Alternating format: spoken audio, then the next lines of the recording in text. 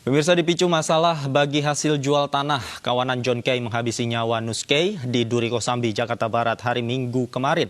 30 orang ditangkap beserta sejumlah alat bukti berupa senjata tajam.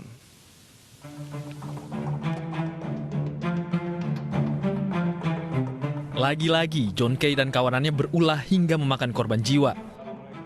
30 orang ditangkap dalam penyerangan dan pembunuhan yang terjadi di Jakarta Barat dan Tangerang pada hari Minggu kemarin.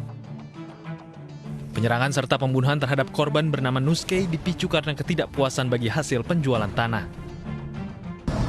Motif ini adalah sesama, sebenarnya masih bisa dikatakan mereka ini masih keluarga, antara John Kay dengan Nus Kay.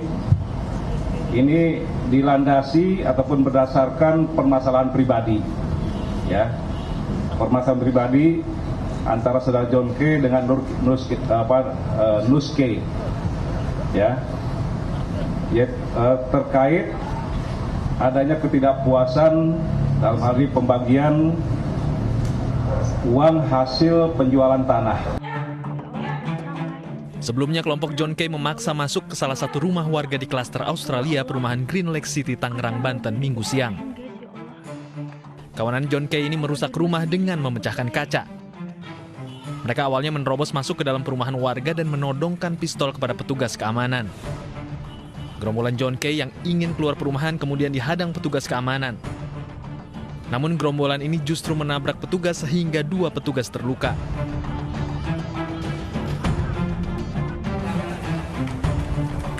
Polisi yang langsung bergerak tangani kasus ini menggerebek tempat tinggal John Kay di perumahan Titian Indah, Kota Bekasi, Jawa Barat, Minggu malam. Penggerebekan berlangsung dramatis karena ada perlawanan dari anak buah John Kay. Polisi terpaksa melepaskan tembakan peringatan untuk meredam perlawanan.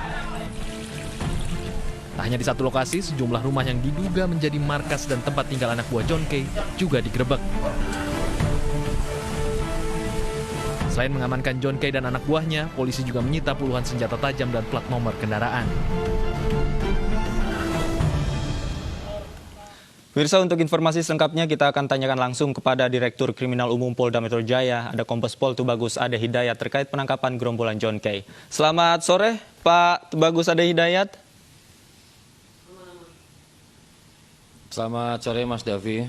Pak, boleh kita flashback sedikit di mana semalam ini pihak Polda Metro Jaya ini menggerebek kawanan dari John Kay, Pak. Ketika penggerebekan terjadi di daerah Bekasi ini, betul ada perlawanan atau seperti apa, Pak, prosesnya?